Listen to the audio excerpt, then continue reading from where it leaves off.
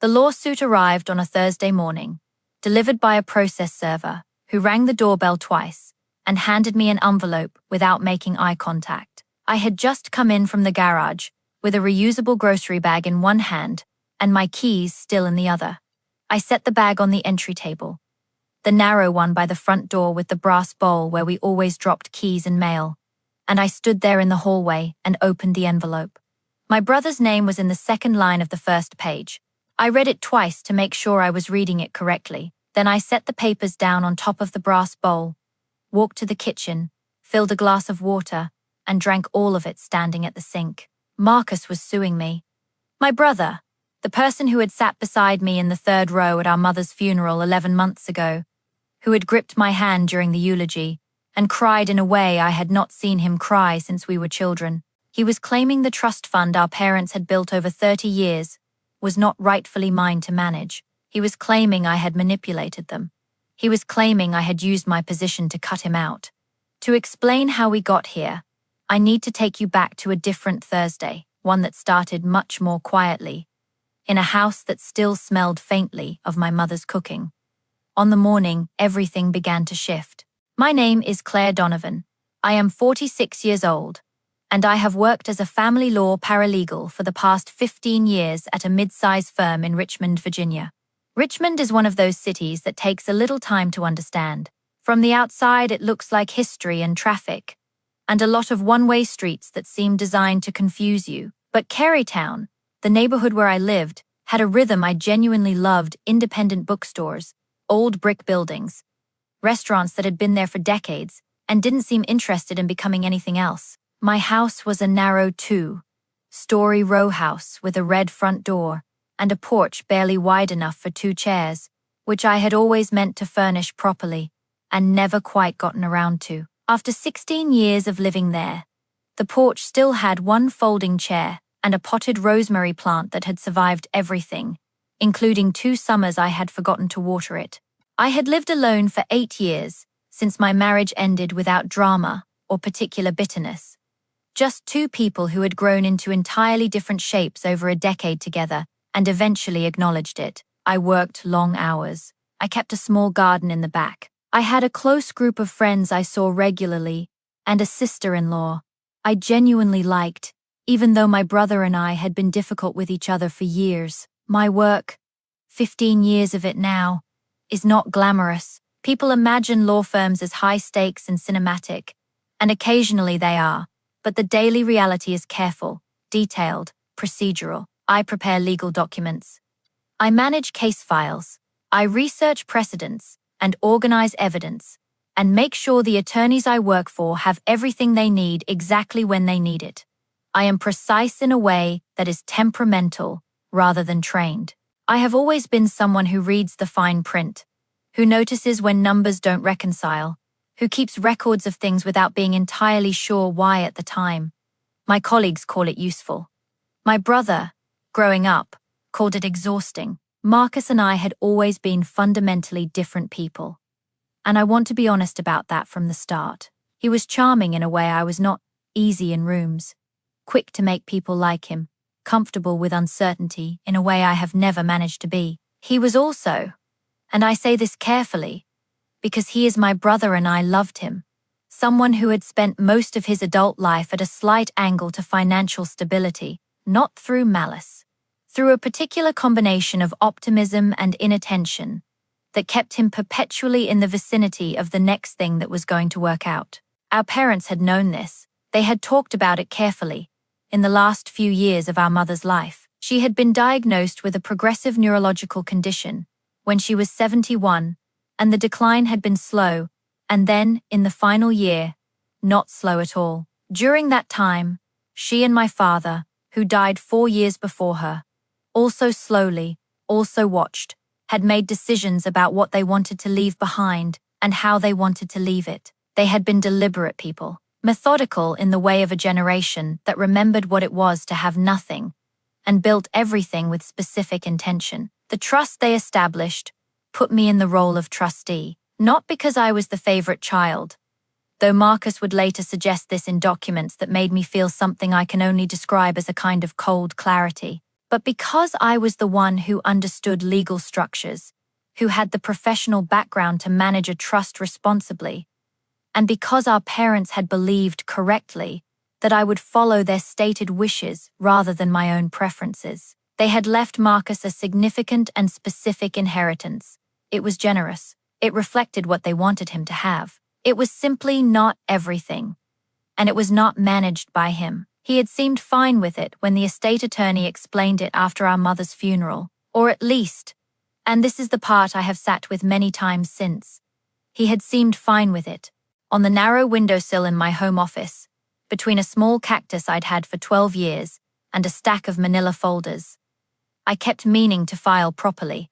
There was a birthday card my mother had sent me the February before she died. She had written inside it in her careful, slightly shaky handwriting, "You have always known how to do the right thing even when it was hard. That is worth more than you know." I had framed it in a plain black frame. I walked past it every day going to my desk, and most days I did not look at it directly, just knew it was there, the way you know certain things are there. The first sign that something was changing with Marcus came 6 months after our mother's funeral. On a Sunday afternoon when he called me while I was in the backyard pulling weeds from the tomato bed, I almost didn't answer. I was dirty and tired, and I had been looking forward to an hour of quiet. But he was my brother, and I answered. He wanted to talk about the trust. Specifically, he wanted to understand why a particular disbursement he had requested, a significant one, well above the discretionary limit outlined in the trust documents, had not been approved. I explained it the same way I had explained it in the letter I'd sent.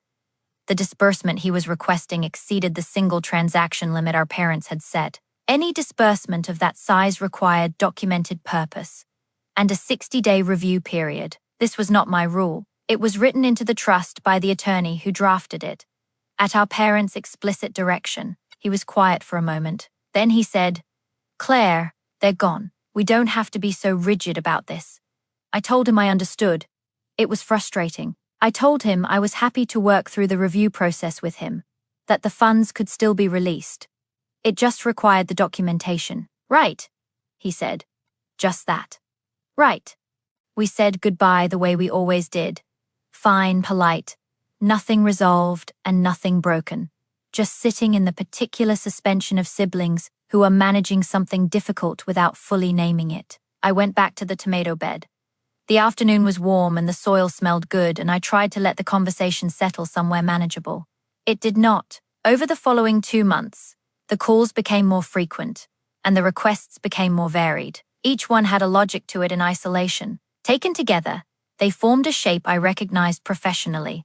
Escalating pressure, designed to normalize a gradual loosening of the established rules. I noted each call in a small spiral notebook I kept in the desk drawer in my home office.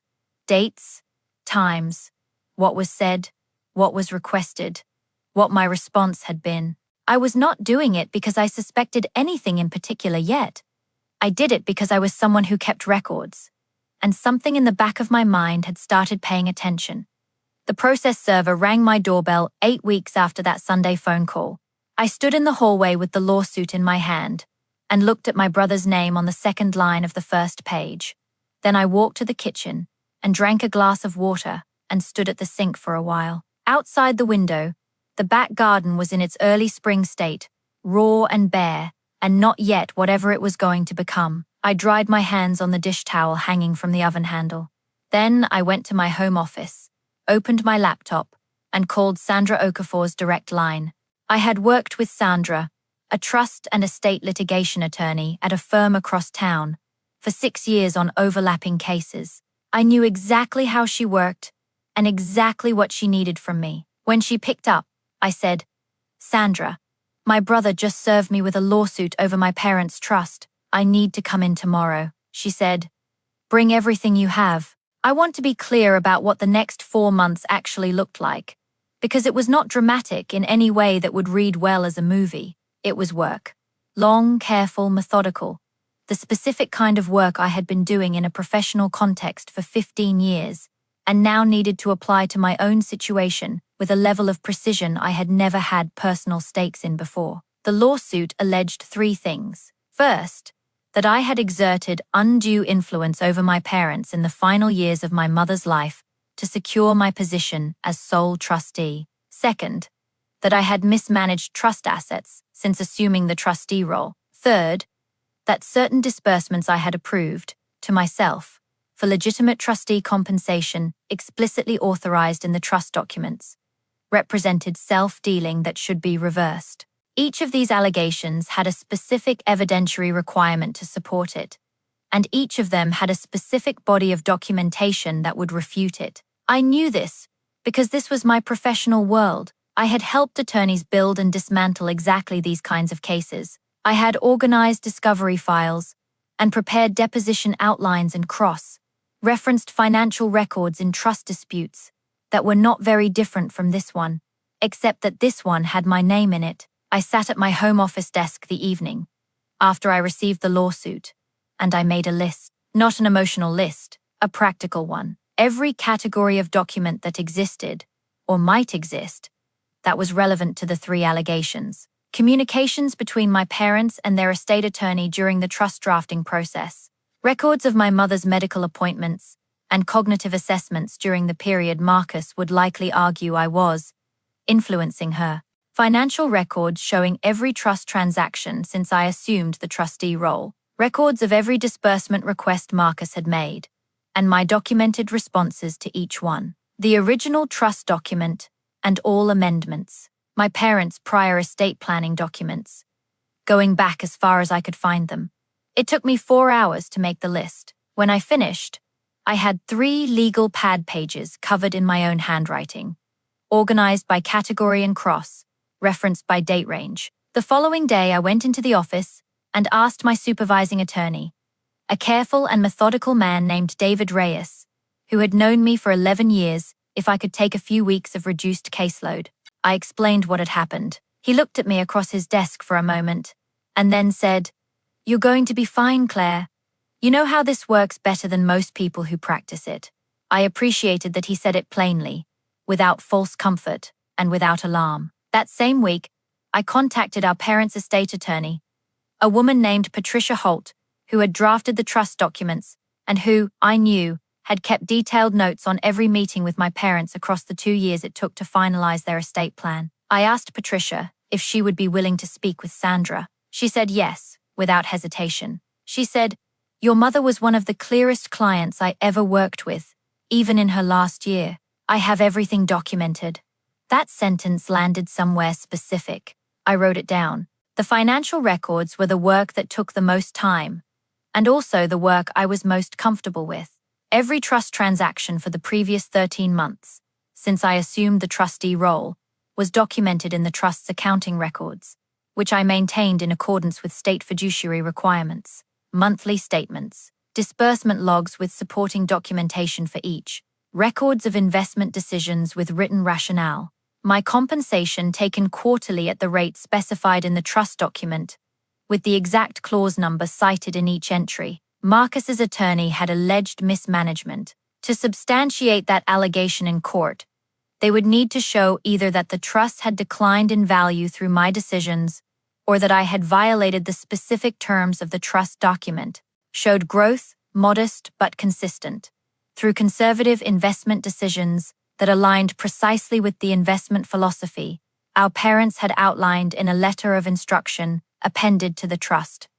A letter that Patricia Holt had in her files, signed and dated by both of my parents, describing exactly how they wanted the assets managed. I pulled every record, printed everything, organized it in labeled binders, one per allegation, color, coded by evidence category. My neighbor and closest friend, a woman named June who taught high school history 2 miles from my house, and had known me since we moved onto the same block 12 years ago, came over on the 3rd Friday evening after I received the papers. She brought a bottle of wine and a loaf of bread she'd made herself, which was the kind of thing June did, and we sat at the kitchen table while I explained what was happening. She listened to all of it without interrupting.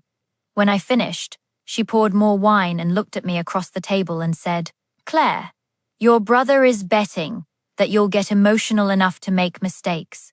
That's the whole strategy. He doesn't actually have a case. He's betting you'll build one for him by reacting. She said it the way June says most true things. Quietly, without fanfare. In the same tone she would use to tell you the weather. But it landed with the specific weight of something I had been circling around for weeks, without quite landing on. He didn't have a case. What he had was a filing. And what a filing requires is a response. And a response driven by emotion, rather than evidence, is exactly how you hand the other side something to work with. I looked at the birthday card in its black frame on the windowsill across the room. My mother's careful handwriting inside a plain white card. The words too small to read from here, but their presence so familiar I didn't need to. The card meant something different to me in that moment than it had for the 11 months. It had been sitting there. It felt less like a memory and more like an instruction. The undue influence allegation was the one that required the most careful attention, not because the evidence didn't exist to refute it, but because undue influence cases hinge on specific legal standards that are easy to mischaracterize if you're not precise. The standard is not whether the influencer had access. It is not whether the relationship was close. It is whether the person making the decisions was operating freely, with full comprehension of what they were deciding, and without external pressure overriding their own judgment. My mother had been, by every documented measure I could find, exactly that person. I pulled her medical records going back 5 years, formal cognitive assessments, every 6 months, conducted by her neurologist at Richmond Neurological Associates. The assessments used standardized scoring tools. The MOCA, the MMSE, and the records showed her scores clearly. In the 2 years before her death, her scores had declined in some domains. Her processing speed had slowed, her fine motor coordination had worsened, which accounted for the slight tremor in her handwriting in the final year. Her scores in the executive function and orientation categories, the ones most relevant to decision-making capacity, had remained in the normal range until the last 3 months of her life. The period Marcus was alleging compromise covered the 18 months prior to her death. The records did not support his timeline, not even close. Sandra's cognitive capacity consultant reviewed the records and produced a written analysis. Her conclusion was 2 paragraphs and unambiguous. The medical record showed no basis for a capacity challenge during the relevant period. I read that analysis sitting at my desk at 11 o'clock on a Wednesday night, and I felt something I can only describe as a specific kind of relief. Not relief that I had won anything, but relief that what I had always known to be true was documented by someone whose professional opinion the court would weigh. My mother had known exactly what she was doing. Every decision she had made in those final years had been hers.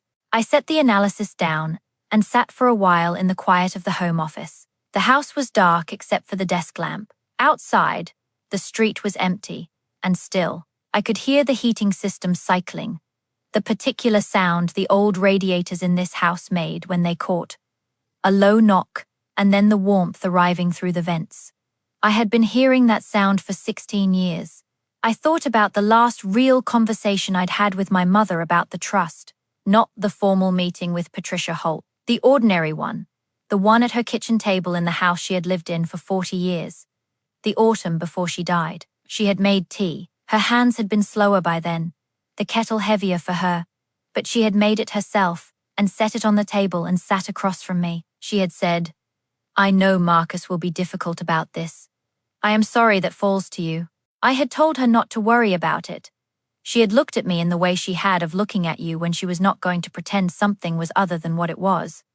And she had said, "I want you to know I am asking you to do something hard. I know that, Claire." I had not written that conversation down. It was not in a legal document, but I had carried it. And I carried it still.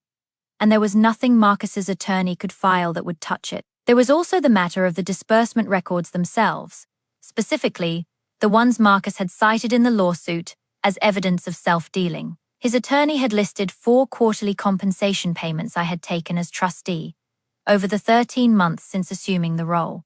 Each payment was, to the dollar, the amount specified in the trust document. The trust document cited the specific statutory provision authorizing trustee compensation.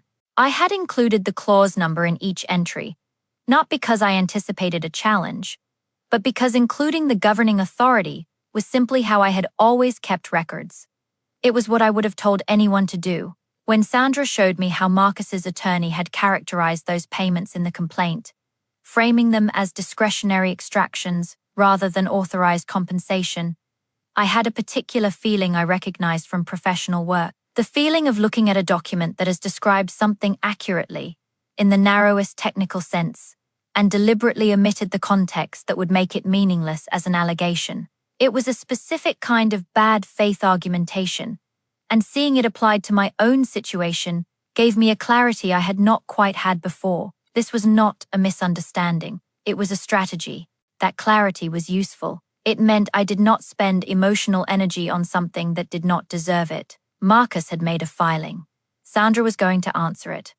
My job was to make sure she had everything she needed to answer it completely. I finished the final binder at 11:30 on a Tuesday night, 3 weeks before the pretrial hearing. I stacked both binders on the corner of the desk. I turned off the desk lamp. In the dark of the office, I could just make out the pale rectangle of my mother's card in its frame on the windowsill, the white of the card catching a little of the streetlight from outside. I went to bed. I slept well. The financial mismanagement allegation, by contrast, was almost straightforward to address. Straightforward in the sense that the documentation simply said what it said, clearly, and without ambiguity. And what it said was that the trust had been managed conservatively, consistently, and in precise alignment with the investment philosophy my parents had documented in writing. Every quarterly report, every transaction log, every disbursement with its supporting documentation, every compensation entry with its governing clause number. Sandra's colleague who reviewed the financial records spent 2 days with the binders and came back with one comment. "I don't think I've ever seen a private trust this well documented." I told her I had always kept records. "It was," I said, "just how I was." She said, "It's going to matter. Before I tell you what I found next, tell me, what time is it where you are right now? Where are you watching from?" I'm always surprised how far these stories travel. What I found, over the following 6 weeks, was this. Marcus's case rested almost entirely on a single claim, that my mother had lacked sufficient cognitive capacity to make meaningful decisions during the period when the final trust amendments were signed. This was the most serious allegation, and also, it turned out, the most thoroughly refuted by the existing record. Patricia Holt's files contained 7 separate meeting notes from the 2-year drafting process, each one documenting my mother's stated wishes in her own words, with dates and Patricia's contemporaneous observations. 3 of those meetings had taken place in the final 14 months of my mother's life. During the period Marcus's lawsuit implied she had been compromised. My mother's neurologist had conducted formal cognitive assessments at regular intervals throughout her illness. The medical records, obtained through proper channels by Sandra's firm, showed that during the period in question, my mother had scored consistently in the range that indicated preserved decision, making capacity for financial and legal matters, even as her physical condition declined. Her doctors had noted this explicitly in their clinical records, that she remained cognitively capable of directing her own affairs, and that she had expressed clear, consistent wishes about her estate on multiple occasions. Marcus, I learned through the discovery process, had not consulted these records before filing, or rather, his attorney had consulted them and had advised him of their content, and he had filed anyway. This was something Sandra explained to me in a quiet, neutral tone one afternoon in her office, and I sat with it for a moment before responding. I asked her what it meant for the case. She said, "It means we don't just defend, we demonstrate the filing was without merit, which affects everything that follows, including costs." She was right, and I had everything I needed to let her do exactly that. The binders were organized, the records were complete, Patricia Holt was available to testify, the medical records were obtained and reviewed. The financial accounting was clean and documented, and grew more clearly defensible the more thoroughly it was examined. 4 months after the process server rang my doorbell, I walked into Sandra's office with everything she needed in 2 organized binders and a flash drive. And she looked at them across her desk and said, "Now, we're ready." On the way out of her office, that afternoon, I passed the small parking lot behind the building and stood for a moment in the thin winter sun before getting in my car. The city was doing its ordinary weekday afternoon. Things around me. The pre-trial hearing was scheduled for a Monday in February, 6 weeks after Sandra had declared us ready. In the weeks between, the preparation work continued at a pace that was intense in a quiet way. The way legal preparation always is, which is not the drama people imagine, but the sustained, careful work of making sure every document is exactly where it needs to be. Every line of reasoning is airtight. Every potential counterargument has been anticipated and addressed. I had done this work professionally for years. Doing it for myself felt different in texture, but not in kind, and I found that the familiarity of it was steadying rather than strange. Sandra met with me 3 times in those 6 weeks. She was methodical and precise, and she did not waste time on reassurance, which I appreciated. She told me what we had, what we needed, what the likely counterarguments would be, and how she intended to address them. She had reviewed Patricia Holt's meeting notes in full and had spoken with Patricia directly. She had reviewed the medical records and had consulted a specialist in cognitive capacity assessments to ensure our reading of them was solid. She had reviewed every transaction in the trust's financial records, going back to the day I assumed the trustee role. At our second meeting, she looked at the financial records across the table and said, "This is unusually clean documentation for a trust of this size. Most trustees don't keep records at this level of detail." I told her it was just how I worked. She said, "It's going to be very useful." David Reyes stopped by my office doorway on a Thursday afternoon, a week before the pre-trial hearing. He did not ask about the case directly. David was not someone who intruded. He leaned against the doorframe and said, "You doing okay?" I told him I was. He nodded once. "You've prepared well," he said. "I can tell from the way you're working." Then he went back to his own office, and that was the end of it. But it stayed with me. Sometimes the people who know how you work are better positioned to see how you're doing than the people who know how you feel. Sandra called me the evening before the hearing. She said she had one more question about the disbursement timeline, and we worked through it for 20 minutes. When we finished, she said, "Get some rest. We're in a strong position." I told her I would. I hung up and sat at the kitchen table for a while with a cup of tea that went cold, and the house very quiet around me. The morning of the pre-trial hearing, I got up early and made coffee, and stood at the kitchen window for a while before getting dressed. The garden was dormant and grey in the February cold. Bare stems of the roses I had planted along the back fence. The soil just sitting there waiting. Ordinary morning. The kind that doesn't ask anything of you. On the way out of the house, I stopped in the doorway of my home office. The birthday card in its black frame was on the windowsill, catching the thin morning light from the window. I stood there for a moment, without going in. The words inside it I knew by heart, though I couldn't read them from the doorway. She had written them in February too.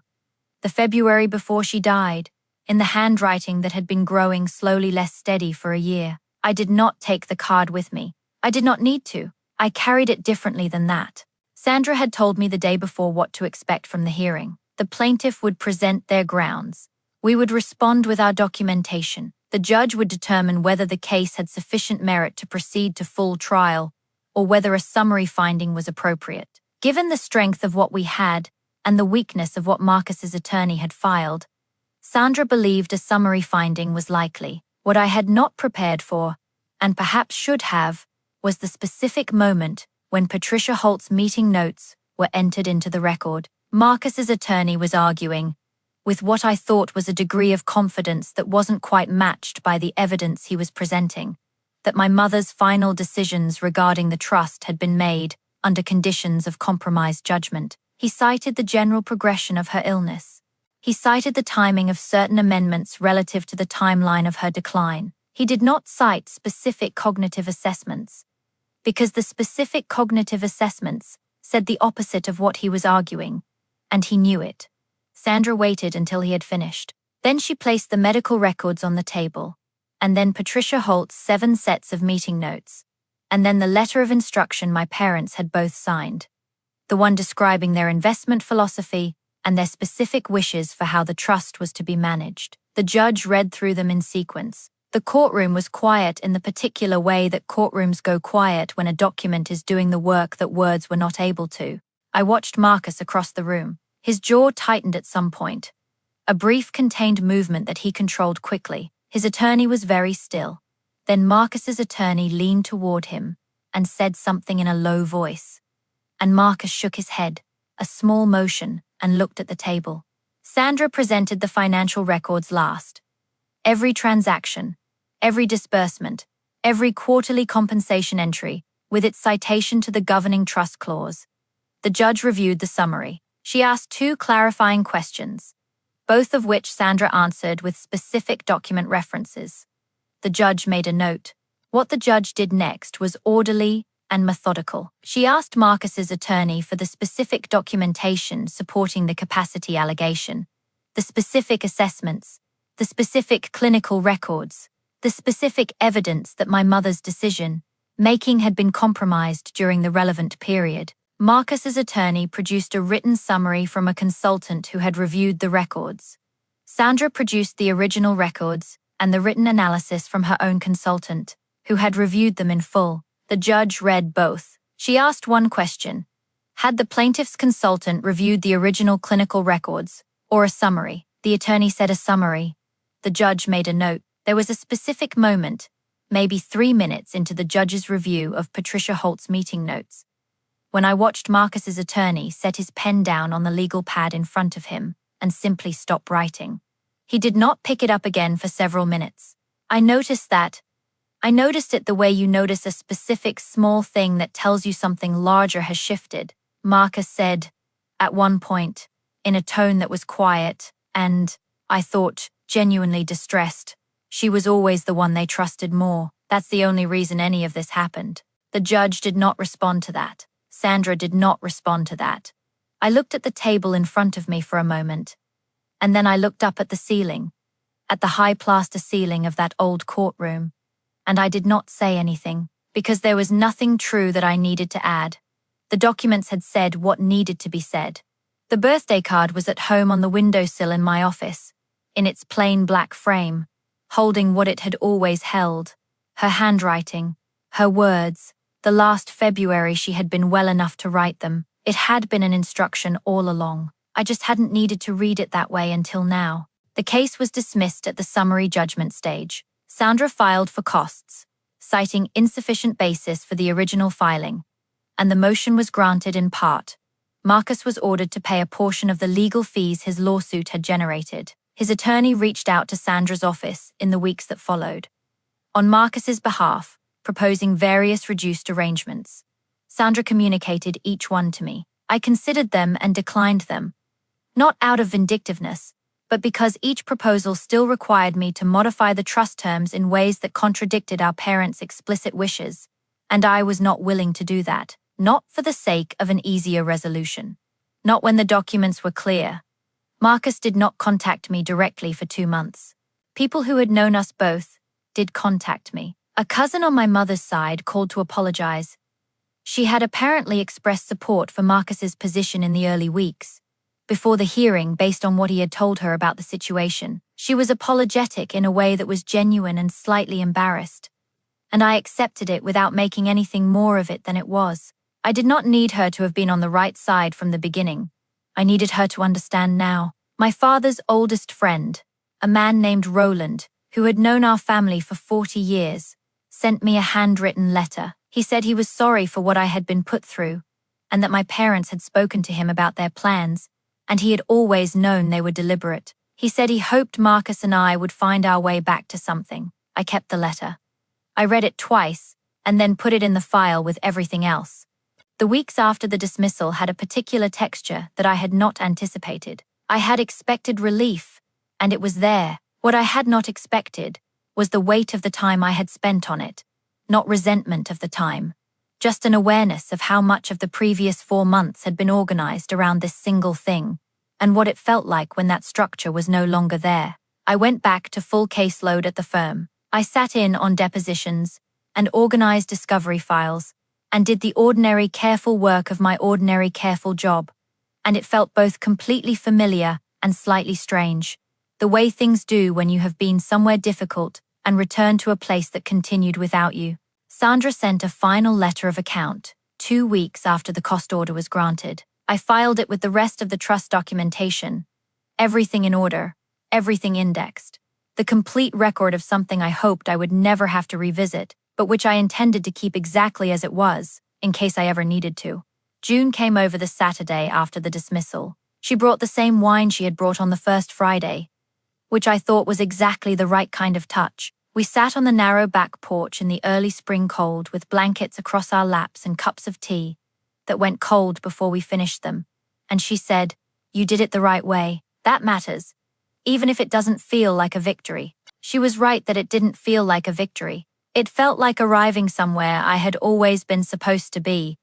After a long detour through something that should not have happened, the relief was real but quiet. Not triumphant, just settled. Marcus called 6 weeks after the dismissal, on a Sunday evening. I was in the kitchen making soup. A simple thing, the kind that takes a long time and fills the house with a particular smell. I answered. He said he was sorry. He said it simply, without qualification, without deflecting the responsibility to circumstances, or to our history, or to anything else. He said, "I handled this badly, Claire. I know that." I told him I appreciated him saying it. I told him I forgave him. And I meant that, in the full and complicated way you mean something like that with a sibling, with someone who is woven into the earliest part of your life whether the later years are easy or not. I said, "I forgave you because we are the only ones left, Marcus. I forgave you because they would have wanted us to find a way, but I need time. And I need you to let me have it." He said he understood. The soup took 2 more hours. I ate it at the kitchen table by myself, with the back door cracked slightly, because the house was warm from the stove, and outside the first tentative sounds of early spring were starting in the yard. Birds returning, something moving in the garden, the very beginning of things coming back. Nearly a year after the process server rang my doorbell, on a Wednesday morning in February, I was at my desk in the home office, before 7, finishing a case summary I needed to send to David before a 9 o'clock meeting. I had returned to the trust work itself, with renewed attention in the months after the case closed. Not because anything had been found lacking. The records were clean, the management was sound, but because the experience of having every decision scrutinized in a legal context had clarified something for me about the weight of what I was holding. My parents had trusted me with something that represented 40 years of their work. The least I could do was tend it with the same deliberateness they had built it with. I had also, quietly, begun the process of updating the trust's letter of instruction, not changing anything substantive, just ensuring that the reasoning behind certain decisions was even more explicitly documented than it had been. Sandra had suggested it. She said, "Not because you need to, because in 10 years someone might be glad you did." I thought that was exactly right. Outside, the garden was just beginning to show the first signs of what spring was going to do to it. A few early crocuses along the south-facing fence, the roses I had cut back in November, were forming new buds at the ends of the bare canes. Tiny, closed, just barely there. I had been watching for them for a week. The case I was working on was not unlike what I had been through. A trust dispute, a sibling relationship under strain, evidence that had been carefully built on one side and carelessly filed on the other. I read through my summary and thought, I understand this case better than I would have a year ago, not because my professional skills had changed, but because I knew now, from the inside, what it actually felt like to sit on the receiving end of this particular kind of legal action. The fear of it, even when you know your position is solid, the particular exhaustion of building a defense in a situation you did not create. I got up for more coffee and paused in the doorway. The birthday card in its black frame had been on that windowsill for 2 Februaries now. This one, and the one just before she died. A year ago, it had been an inheritance, something she left me. Now, standing in the doorway in the pale winter morning, I thought of it differently, less as a gift and more as something she had simply told me the truth about. The way she told me the truth about most things, quietly and without fuss and without needing to make a production of it. You have always known how to do the right thing even when it was hard. She had been right, and she had known it would be hard. That was why she had written it down. I poured the coffee, came back to the desk, opened the case file. Outside, the crocuses were small and very purple against the brown February soil, and they had gotten there entirely on their own, without any help from me, doing the thing they were built to do in exactly the season they were meant to do it. Some things, it turns out, do not need to be forced. They just need time and the right conditions, and someone who is paying enough attention to have prepared the ground. Here is what I keep returning to. Even now, on ordinary working mornings, when none of this is at the front of my mind. When someone who has known you your entire life decides that what you have built, through care and patience and the deliberate choices of people who are no longer here to speak for themselves, is something they are entitled to take, what does that say about what they understood those years to mean? And how many of us are quietly holding things in trust? Not just financial trusts, but other kinds. The kind built from years of being present and being reliable, and being the person who kept the records and did the work, that the people around us have not yet decided to value. I don't have neat answers to either of those. I am not sure they exist. What I know is that the right thing to do, when everything was most difficult, was also the simplest thing. Trust the documents. Follow the process. Let the evidence speak, without asking it to perform. My parents had done the work of making their wishes clear, and my job, the only job, was to honor that work with the same care they had put into it. The quietest people in that courtroom were the documents. They had already said everything. Thank you for spending this time with me. If this story stayed with you, I would be honored if you shared it with someone who might need it. Leave a comment and tell me where you are watching from, and whether you have ever had to choose truth when silence would have been easier. I read every single one. If you want more stories like this one, subscribe. I have many more to share, and I would love to have you here for the next one.